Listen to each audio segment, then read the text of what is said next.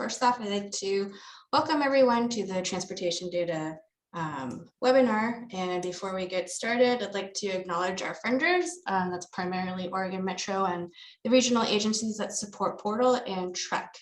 A quick reminder that this session is also being recorded. And if you have any questions, please put them in the Q&A box. So today we have Scott Lee and Mark Skaggs from IDAX Data Solutions giving a presentation on the current landscape of probe data and a look into vendors providing that access.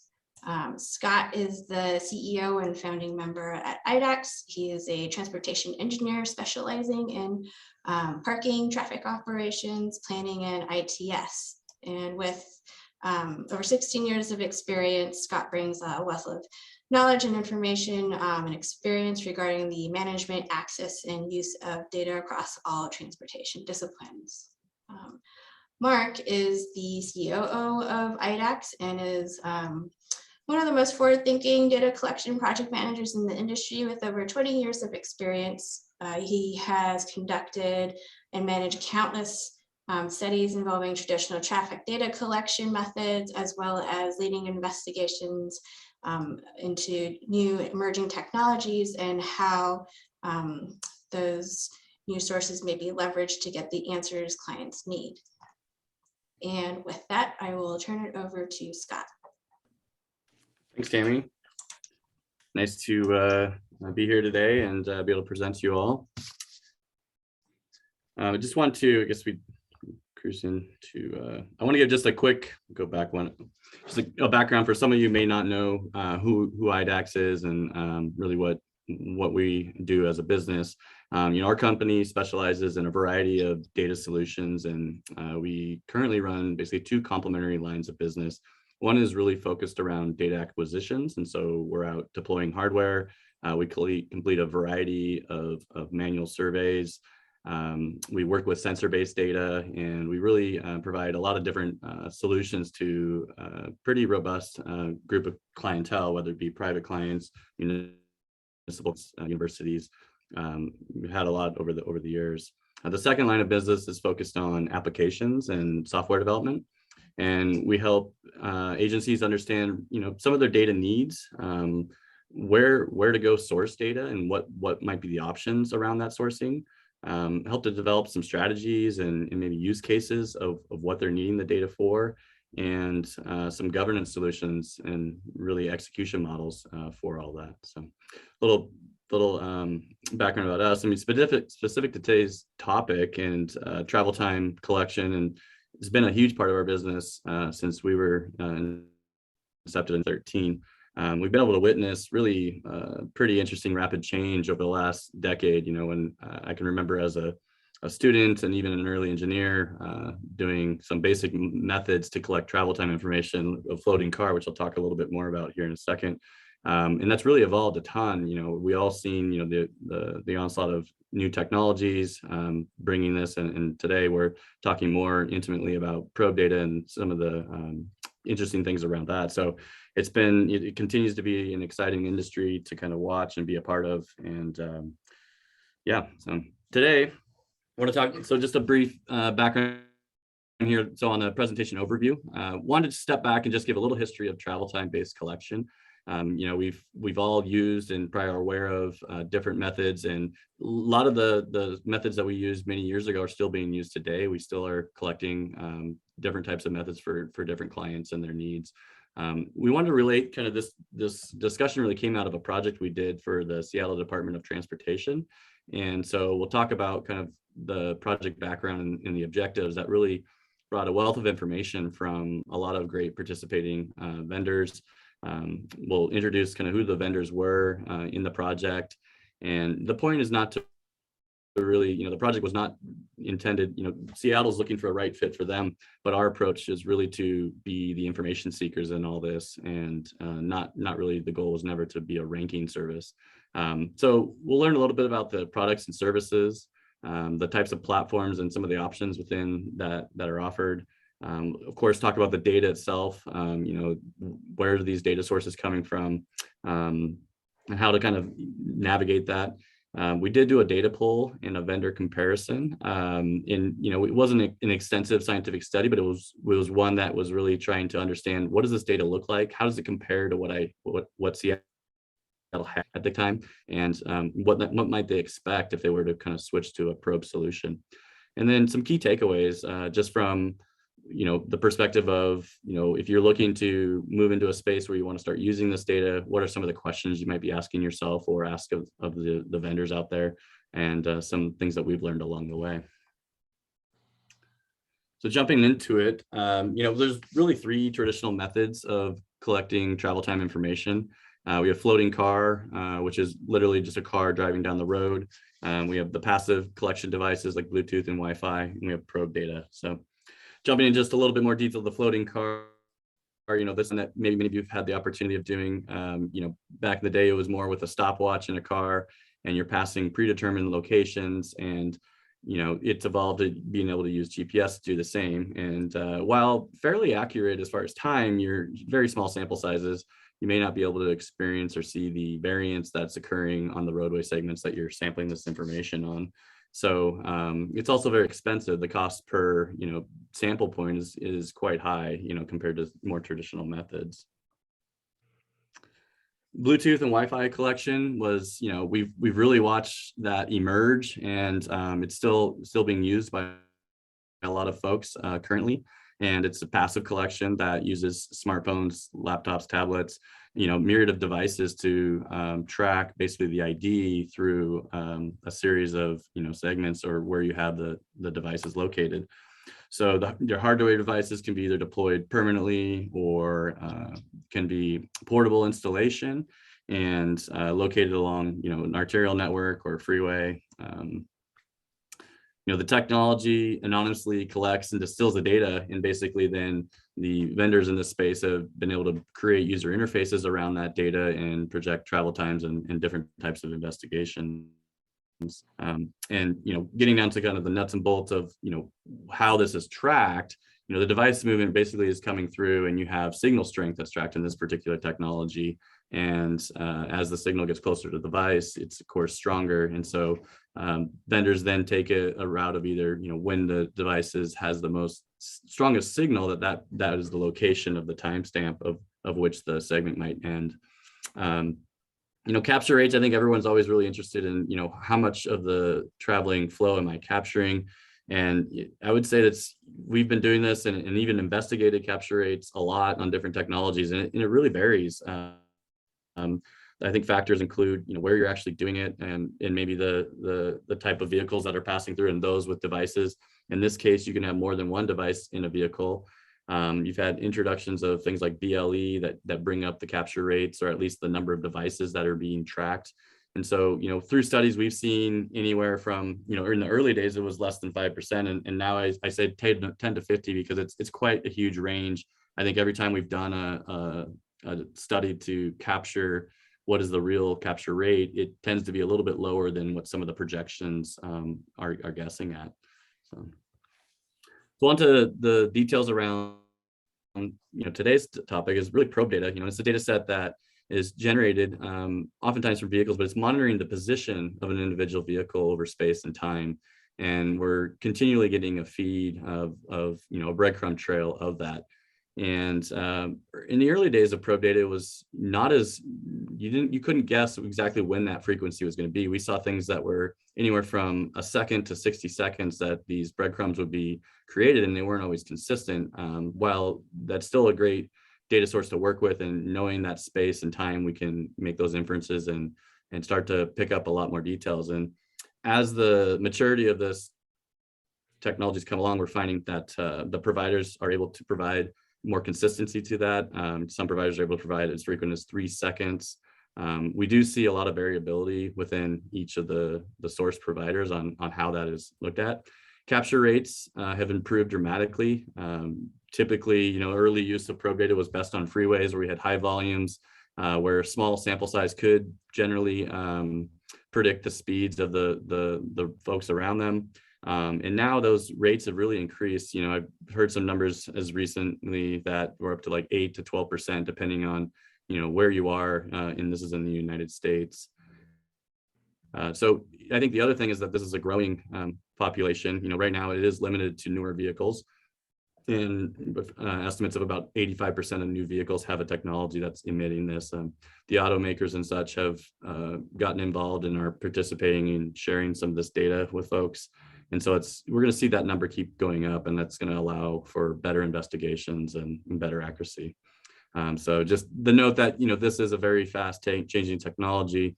I think it's one that we should all keep checking in on regularly. We should keep checking with our vendors or vendor friendly folks and getting more information, because they're continually offering more products in this space. And I think it's changing. It feels like more on a quarterly basis than on a yearly basis on some of the stuff that's evolving. So I wanted to set up, the project that really kind of got us into these investigation. And, SDOT is considering use of probe data as a replacement to a current Wi-Fi system. And I guess from where they're at is that they've had a system for a number of years. It's at a point where they were, going to be needing more maintenance, or, certainly thinking about replacing some things and making an infrastructure cost to update that system.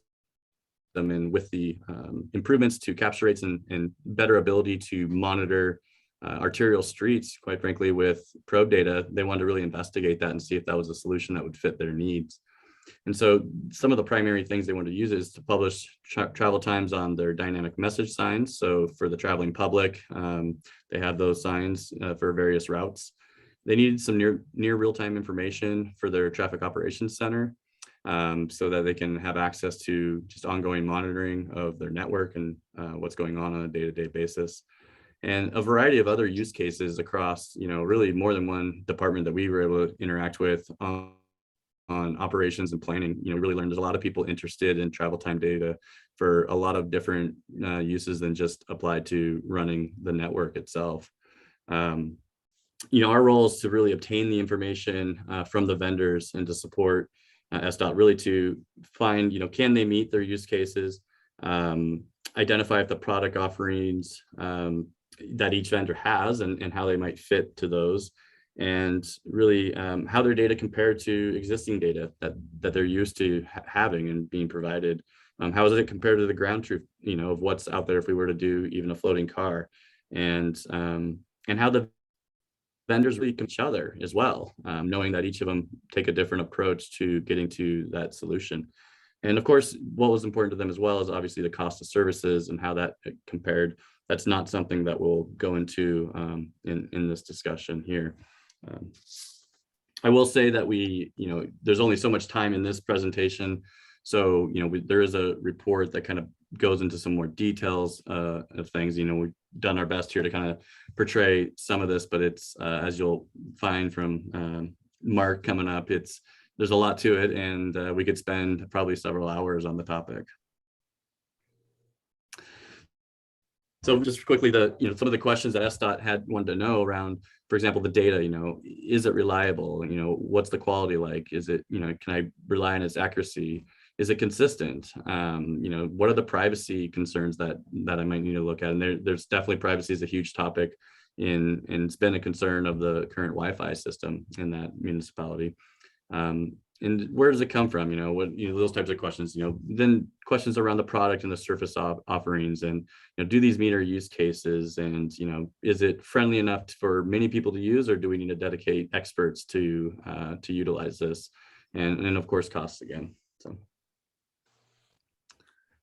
So in this, we had to kind of come up a couple lists before we embarked on the study. And one was, and this helped us kind of really find the fit for who would be a participant in some of the non-negotiables versus the wish list. And non-negotiable items included really that real-time feed was very necessary, both for the DMS signs as well as the traffic operations center. They wanted, for this evaluation, there's really no hardware as they wanted to look into.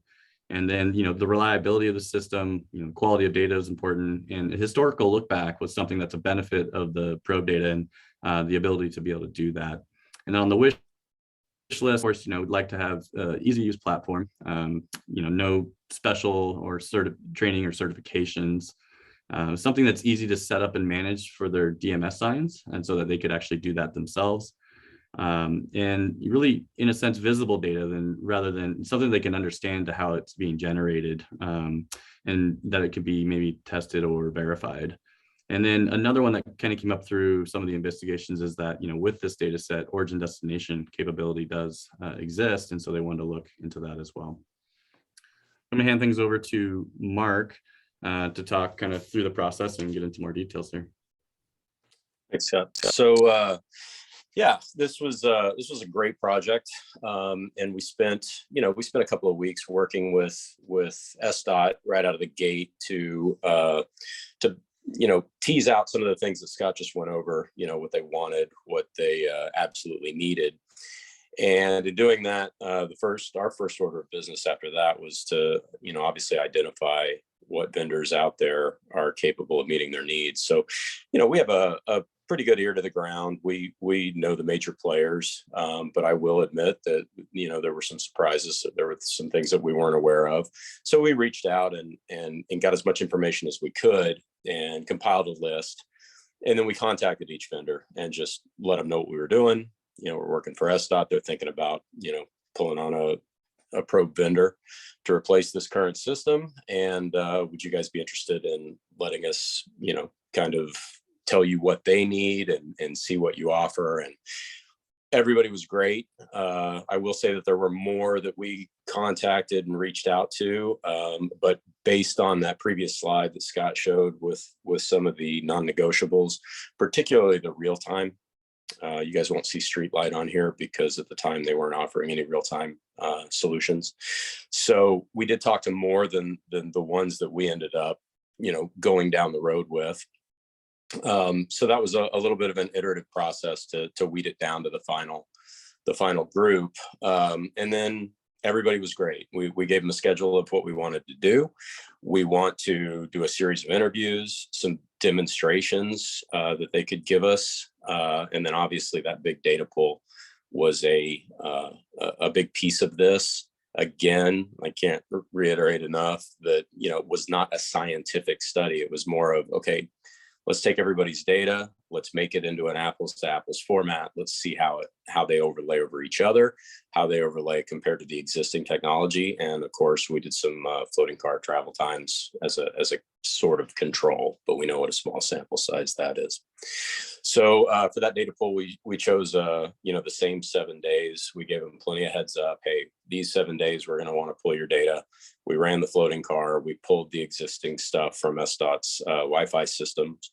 And then during the lead up to that and that week, we conducted all of our interviews, asked all of our questions. And this was a very iterative process. As you go in here and you start going down these lines of questionings, you realize that there's other questions you want to answer. Got to go back to SDOT. Hey, maybe you guys want to ask this. So it was an evolving process. It was a pretty cool study. So then obviously the real challenge for us was disseminating all this information and getting it to SDOT in a comprehensive, easily digestible format. And we'll talk about how we did that at the end. So we'll go to the next slide. So here's a list of vendors that went through the process with us. Again, they were all great. Everybody was very cooperative. They were able to get us the data that we needed. They were very helpful. Iteris has their own platform called ClearGuide, TomTom, which that was one we were a week in before, it came to my attention that TomTom was doing this sort of stuff. So we reached out really quickly at the end, at the end of the beginning, and they were more than happy to jump in. Here, Moonshadow, Enrix, Autonomo, and SMATS. And hopefully not to your dismay, that's probably the last time in this presentation I'm going to mention any of those names. Our goal here, like Scott said, we're not a ranking system. We were hired by SDOT to find the right fit for them. And throughout the rest of this presentation, you'll understand kind of more about that. But there is not a ranking system as far as we're concerned, and we're very agnostic. We work with a lot of these firms, and we just did this for SDOT to find the best fit for them. So let's go to the next slide. And we'll just start getting into it. So with this many companies in this space, there's a pretty big range of types of companies, I guess I should say. And this is just a kind of a graphic to give you both ends of the spectrum. On one end of the spectrum, you have probe data providers. They simply provide the data. They don't do a lot of analysis with it. They just provide raw data to jurisdictions who have, transportation professionals, IT guys that, IT people that can disseminate that information. It's basically a data pipeline. And then the customer is responsible for taking that data and pushing it to solve the problems that they want to solve or do the analysis that they want to do. That's on one end of the spectrum. Where on the other end of the spectrum, there's several companies like this, they take that data, whether they source it themselves or they purchase it or acquire it from other sources, and they do all kinds of stuff with it, right? They can do everything from, census information to consumer behavior, retail stuff, emissions. This list is not even close to, complete. There are so many things that you can do with this type of data that goes well beyond the realm of transportation. So this just gives you an idea of how different these companies can be from one who's just providing a pipeline of data for you to do your transportation analysis, and you need to do the lifting when it comes to what you want to see and how you want to see it, all the way to these full-blown solutions that can take you well beyond transportation. If you go to the next slide. So we were just working with SDOT in this project, and their sweet spot was obviously transportation, right? We did learn from talking to them, and it was in Scott's slide previously, that they don't really want to take, the IT department to build a lot of different tools on top of just a simple data feed, right? They want something that's a little bit further along the line as far as they can have their different engineers log in and do the analysis and have the data at their fingertips that's, processed and in a format that they can work with. So that moved us away from that, raw data feed type provider. It didn't move us into all of the other stuff. Now, that said, notice that's the SDOT, that's not the city of Seattle. And we did mention to them that while transportation is your focus, Probe can do all of these other things. So if you want to get other stakeholders in other parts of the city involved, we can look at that. And it just didn't seem like that was a huge thing for this. So we focused kind of in this area here. You want to go to the next slide? So by this time, we're really dialing in what SDOT wants, and we're dialing in and working with the vendors to see who can best provide that solution for them. That's where the platform really came up. It didn't start at the very beginning. It's through this iterative process. A few weeks in, they're like, yeah, we want a platform. We want an interface that 50 people in the city can have access to and log in and do their own data pools, do their own analysis. Well, obviously that requires an interface. So that kind of got us away from the pipeline piece and really started to focus on a platform. Don't want something that's going to take a ton of training. You don't want to have to put your signal guy into a year-long training in order to learn how to use this data and pull it. So we want something pretty user-friendly, pretty easy, that can be utilized by a lot of folks. And again, same thing with tech skill level, right? You want the average engineer to be able to log in, poke around, and get what they need. And not just one type of data, not just travel time, but other offerings that they have. You want it to be accessible for everybody. You want them to be able to filter the data and look at different dates, look at before and after, look at different time intervals, different corridors, make the maps themselves. They didn't want to have to go to an IT person or back to the vendor to say, oh, well, we really need to look at this corridor now. They want to have that power. So that's where the platform came. So if you want to go to the next slide. With the the majority of the vendors, when we, do you have a web-based client-facing platform? Yes. The majority of them did, but through more questioning, specific to what SDOT needed, it started going down and down and down. Is it map-based, and can the client edit their own studies? Can they make up their own studies? Can they, build their own corridors? Or, there's a list of questions here. And through doing that, and that's not to say that 4 of 8 is better than the other, the other 3. It's just SDOT wanted that platform, right? You might have a jurisdiction that has a great, data scientist who's also a transportation engineer, and all they need is that raw data feed, and they can do everything that they need with it. But for SDOT's use, this is kind of how it started shaking out on the platform side. I want to go to the next slide. And then, of course, we have to get into the data. And I hope I'm not being too heavy-handed with this analogy here.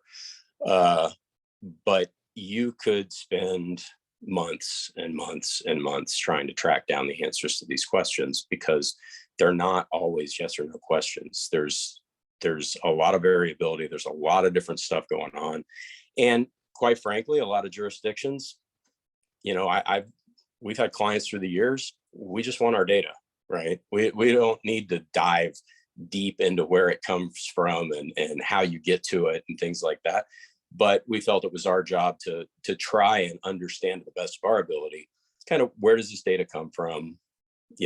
Is it yours? Do you source it yourself?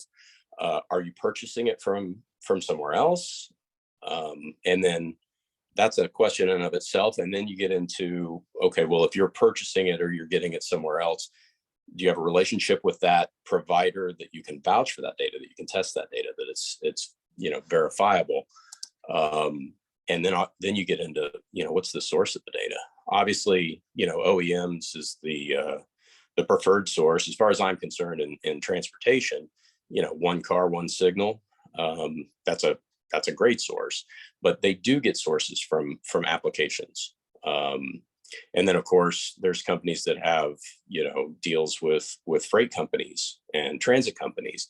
Well, that data might be skewed towards freight or towards transit. Well, you probably want to know that when you're purchasing this stuff.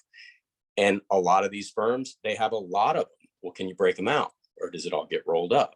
You can go down this hole with these questions, a long time. And we had quite a few questions that we finally came out with, where we tried to understand, and probably more than we needed to, because at the end of the day, if your data is good and it's repeatable and it's reliable and it's consistent, then it's okay. But we did look a little bit on this and did spend quite a bit of time on it. These are only some of the questions. You can imagine, if you dug deep into, where is this data coming from? If it's devices, how do you know if it's 2 devices in a car or just 1 car? Do you guys filter that out? Then you get into sample sizes, right? Do you do your own sample size verification? Do you do volume checks?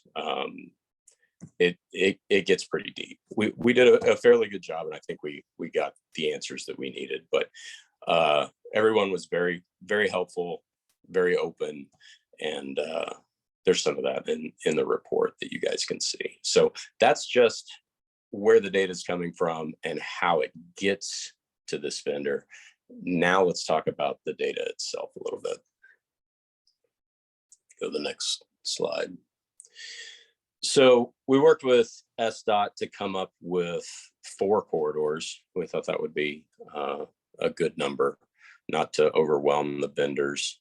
And 4 corridors, they're paralleling each other, but we had good, reliable data coming in from the existing system.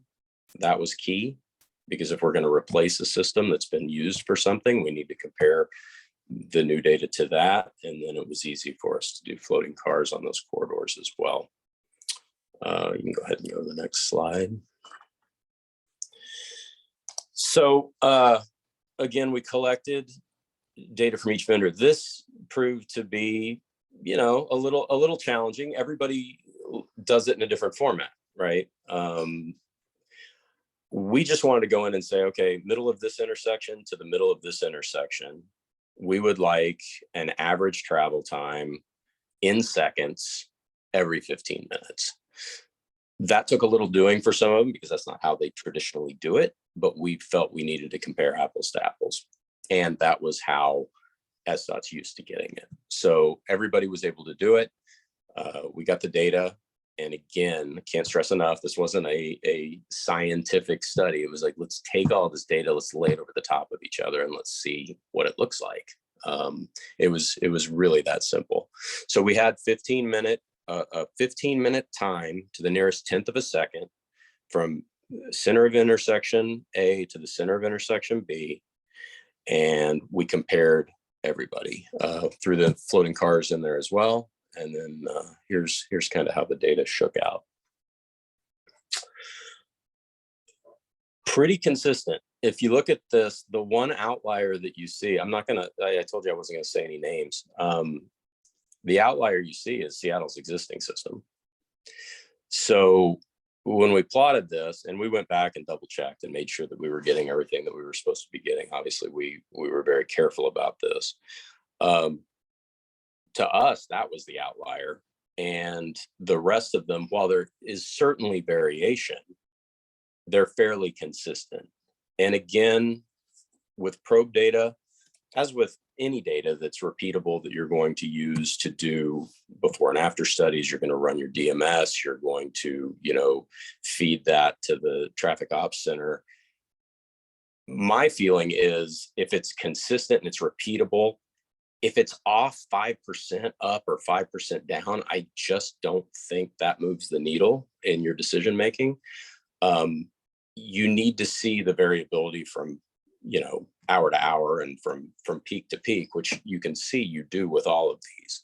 The one that really looks a little wonky is the existing system. So this is 7 days of data, just straight up data points and then the average between them. Plotted as a line. You can see the blue dots. Those are the floating car. So that gives you an idea. But we were surprised that we didn't see any really crazy outliers from any of the vendors. If you want to go to the next one. And then we took all 7 days and we just averaged it over one 24-hour period. Again, you see the outlier, right? Now, SDOT can take this, they have the raw numbers, they can do all the analysis they want to see why the variation between, you know, specific vendors. We didn't go down that path too much. We did verify and we went back to each vendor. Are you sure that this is exactly right, that there weren't any, you know, translation errors or anything like that? We presented everything back to the vendors. They agreed that yes, that's what it is. And as you can see, it seems that the true outlier is the existing system. You can go to the next one. We did a density plot just to see, you know, how smooth this data is. Is it falling into one band? And again, you can clearly see, you know, which one is the outlier, and that is the existing system. So what do we do with all this? You can go to the next slide. Again, data was one piece of the study. It was, you know, who's going to fit best for what SDOT needs. So many questions. I think we had 42. We ended up with 42 questions or, you know, variables to look at. And we did provide a PDF report, which I think was 100 and something pages long, which is probably dying in a filing cabinet somewhere. But we thought that a better way maybe to look at all of this at a glance was in sort of this matrix format. And again, we passed this back with each vendor before releasing this report. Green simply meant for that request, yes, there's something built, there's something existing that can handle that. Red obviously not. And then of course we had a bunch of yellow. Well, we're going to build something, or we're planning to build something, or we have something that sort of does that, but sort of doesn't. We really tried to nail that down and get as few of the yellows as we could, but obviously there were still some left over. And we presented this to SDOT, and as far as I know, they've definitely shortlisted and are talking to a firm or two about getting something set up and in place. Again, this isn't about ranking anybody. It's about what was the best fit for SDOT. I think the project went well. We learned a great deal. Loved working with all the vendors. Everybody was super helpful. And one thing before Scott wraps up that I want to hammer home is that this stuff is evolving so quickly. To a vendor, everyone we talk to is just constantly putting in the work and the effort to continually build upon what they've built, get more data in, vet the data better, get a bigger sample size, build more tools, right? Evolve their business. And it's on a growth path. So this was a year ago, right? This matrix might look a little bit different now. So it's constantly evolving, and people are constantly putting in the work. But this is where we shook out for SDOT, and I think it went pretty well. Yeah, so there's a lot of key takeaways, and I think one thing that's challenging in this environment is you could almost have a presentation on every vendor and really what those answers in detail are. And, again, we'd be happy to send us an email. We can share the reporting. You can kind of get into those details because there's a lot of them and it's hard. So I think the intent here is to really expose what are the key questions, and in the questions themselves it took time to come up with, and we worked with folks. So when it comes to probe solutions, I think first off, I'd like to say that it's here, and it's a great use case for investigating a ton of stuff, and it's going to continue to get better. And we have a lot of great vendors in the field that are building tools for transportation professionals and researchers to use this data and to make the most out of the use cases they have in their own capacity. So that's certainly it. There's many considerations when deciding which one is the right fit, when you ultimately might have to choose one for your jurisdiction or your use case. You want to really fully understand what is it you need to do with this data. What are the existing use cases? What are some of the future ones? What are things that are maybe beyond your role or your department that might be beneficial, that you could get better ROI or share the costs and maybe obtaining the service. That's really important. We found in this, it was really an invaluable thing to document and to get people together to talk about. I think it'll result in better use of the system and a lot more folks that get a share in this data and really build up on that ROI for the jurisdiction. Understanding your needs and your capabilities around your resources. I know traditionally there's other technologies where, it didn't get used because there's a lack of understanding maybe, or a need to train harder. And this is certainly something that you need to pay attention to. And probably it's not you can just go blindly. But I think most of the vendors really do a good job of, there's videos and information videos you can get access to. There's a ton of content, via text. They're certainly only a phone call away and very willing to kind of walk through anything. So there's a lot of resources, I think, that are positive for all of them. And I think finally, just contacting them themselves. And I've talked to a couple leading up to this presentation, and just they've reiterated that things are evolving. They really are moving fast, and to keep checking in. And of course, they're trying to check in with folks as well. But I think there's a ton of stuff. This has moved much beyond just travel times and speeds, and now we're starting to see some predictions around volumes and things like that. And that's a very interesting thing. I think a lot of us are curious, at what level is that appropriate? Maybe like the early days of probe when it was on freeways, and now we're able to really kind of see its use on arterials and see it as a viable source. Volumes certainly are from some of the stuff that I've looked at is regionally and on longer durations of time, doing pretty well. And I think we're still investigating, the use on shorter periods of time and more spot locations. The signal analytics is something that's really emerging. We're seeing a lot of products since we've done this work coming onto the market, and starting to investigate those more. But that's certainly another use case amongst many that we've talked about. If you're in a position where you need to narrow down on a vendor and really understand, look at the subscription commitments.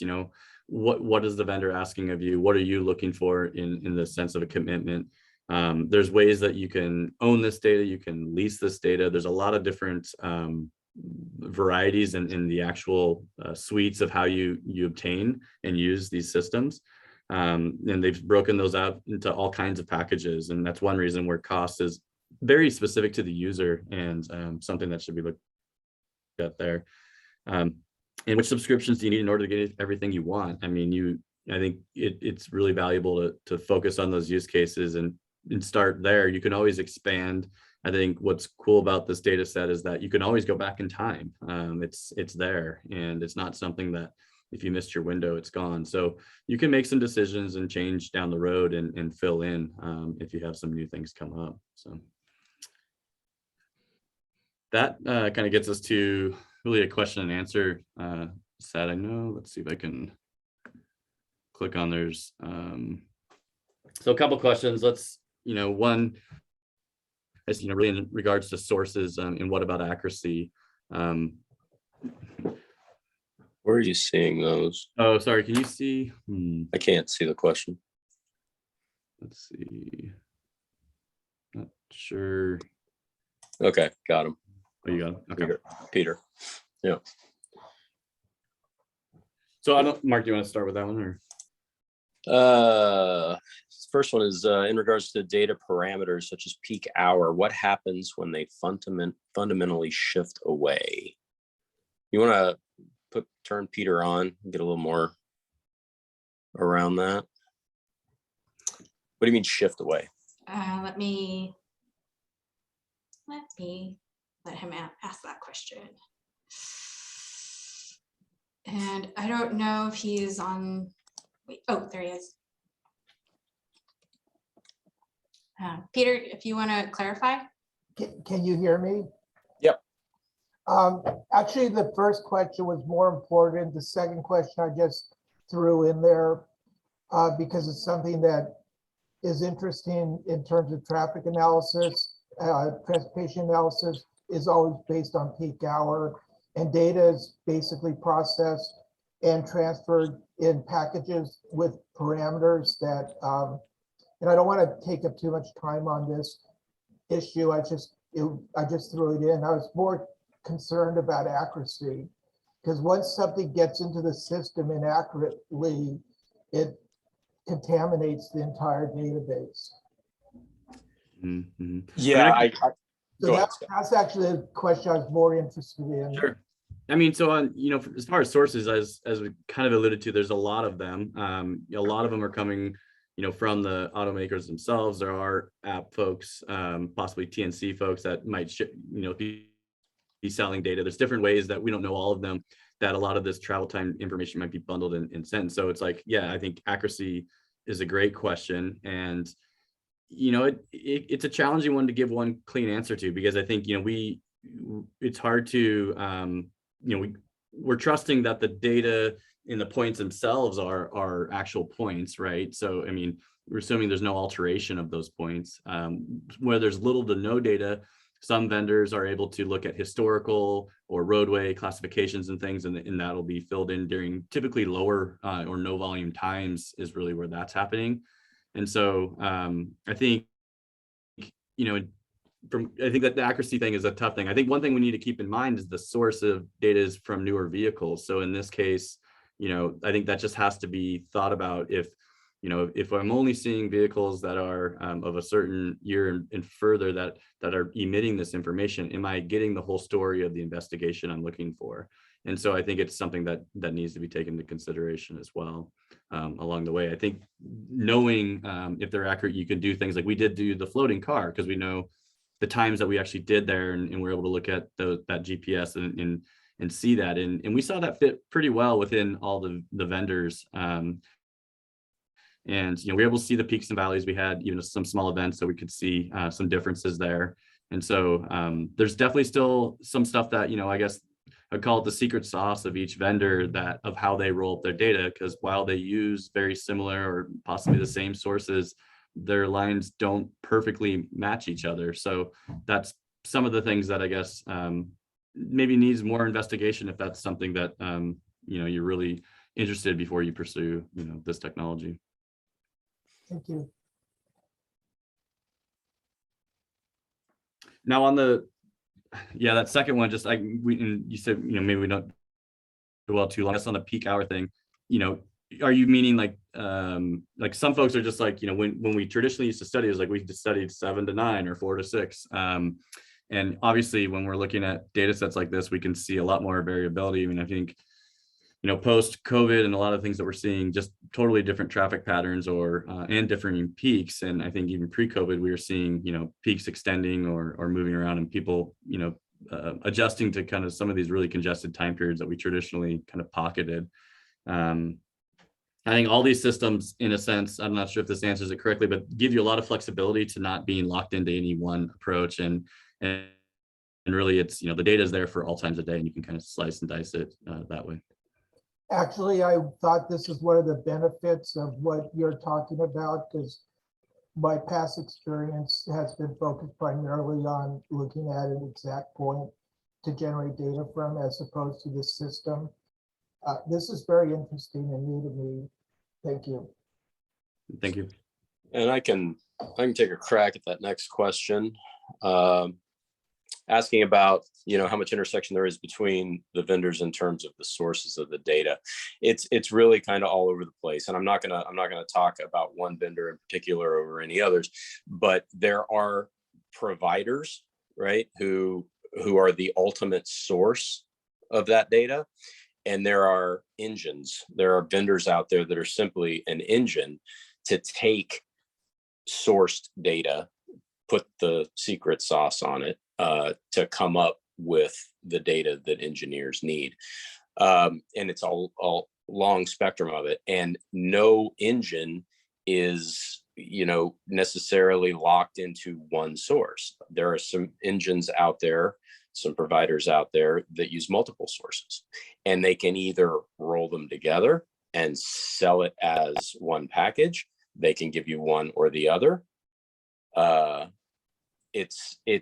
It's all over the place, and there's quite a bit of that in our report. I don't want to go too deep in it now, but there is intersection. You will find two vendors that are working, that can sell their wares to a jurisdiction that are using the same base data. If that answers your question.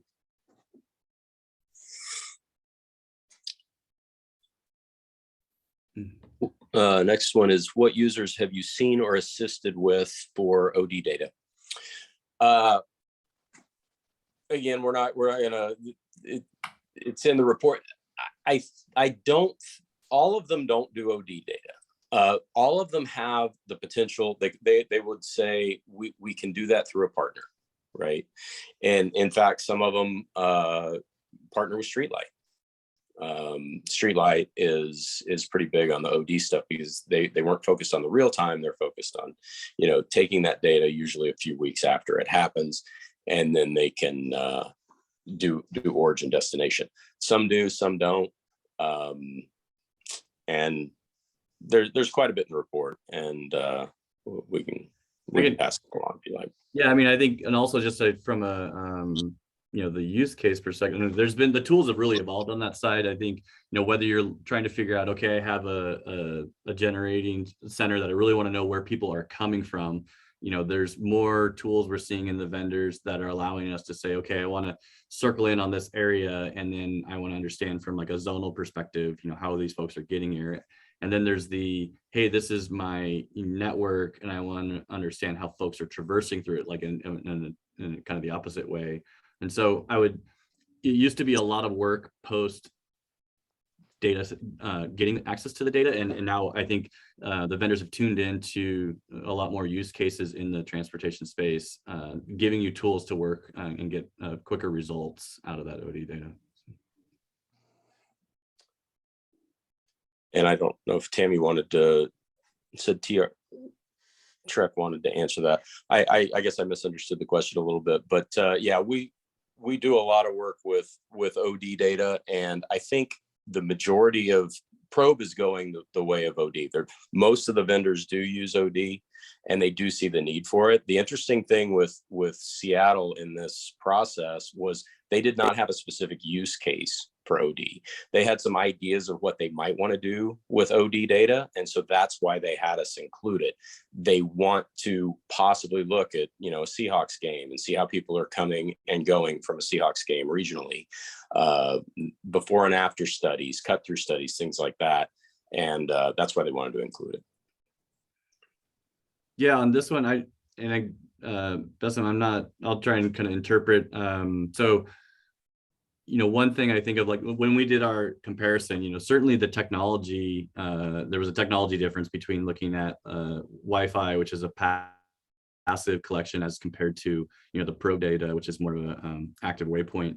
And so there may have been some differences there that really lied in those particular lines. Like, we studied more than one corridor. So I guess to objectively, determine is a challenging. Like, I think on the probe side, with the Wi-Fi, we used to be able to kind of do passive collection in a sense and kind of match that. I think with the active collection that probe provides, and really these breadcrumb trails, it's a different comparison. And I think, I continue to look to the research world to help us figure out what are the best ways to objectively compare that and to give ourselves confidence.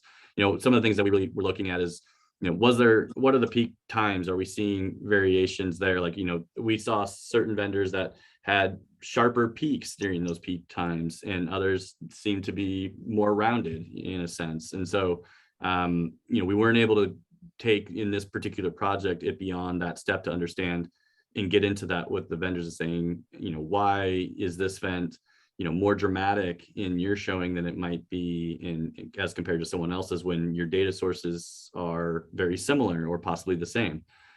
These are great questions and things that we hope people keep investigating to kind of bring light to it.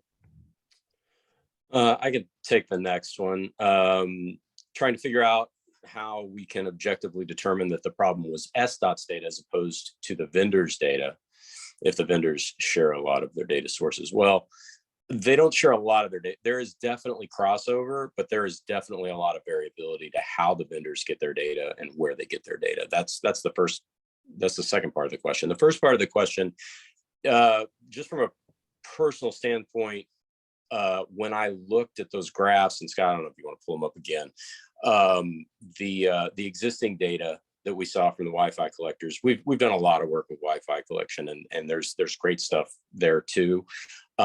It was the fact that there was no variability throughout the day. There's very little to no peaks and valleys. And if I don't know if you're in Seattle, but mainly anywhere, you're gonna see those peaks and valleys throughout the day with congestion. This was all done pre-COVID, and the fact that you look at a corridor like that, you don't see much variability between a midnight and a PM peak. That is what called that data out for me personally in my experience of traffic patterns. Yeah, and we've seen great peaks and valleys. I would say, just in the defense of the Wi-Fi, it could be a configuration, in where those sensors were and such on that. And so that's kind of how it rolled on that corridor. When looking at cellular based, I think kind of get into the other questions here, which are better for arterials or which are better for OD. I think initially there was a lot of use around the cellular and the apps because there was more of it. I think anyone who's been around the probe data knew that the actual capture rates were quite low for quite a long period of time, until the automakers, it seems, started allowing this data to be used and making it more available. So we jumped from less than 1% to almost 10% here very quickly. And because of that, that's changed, the accuracy, because the data is very pinpointed. Cellular based, as I understand, really the technologies works is it's more triangulating. You're not getting a exact point in space, but you can get a lot of stuff from, there's a lot of data available to be purchased from app providers. And so, there's people who represent hundreds, if not thousands of apps and location based stuff every time we get asked on our phones. when we say yes to those things, then we're allowing folks to use that for different purposes, and transportation sales could be one. So I think the verdict for me, I don't know that one's better than the other. I like probe data when I can get it, in a sense, because it's very, I can see the waypoints and I know where that is, but oftentimes we're dealing with a very small capture rate. And so not sure where the capture rate level is on the cellular. I think it probably depends on a lot of factors of what you're getting and where you're getting it.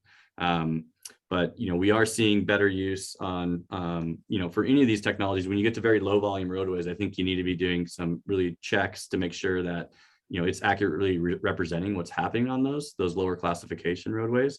Certainly when we get to the busy arterials, and there's less ability for wide variability during especially congested periods, we can rely on both of these sources to help us understand what's going on.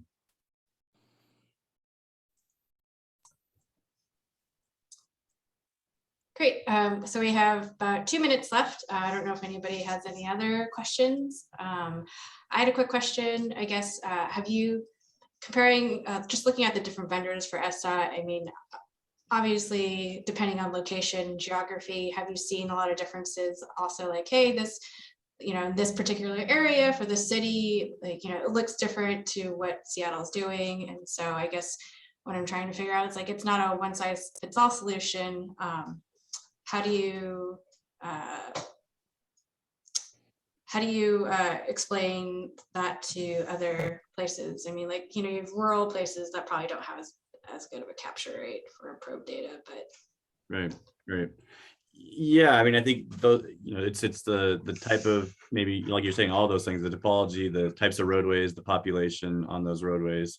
I think, if you're a very small rural city, there's a lot of considerations around, is there enough data to accurately portray, the activity on your roadways? And I think you can do some of that through mild testing. I mean, I think even floating car, while it's not a one-to-one type thing, it does give you some sense of, okay, I know at this time I was, I had a travel time at this level, and does that compare?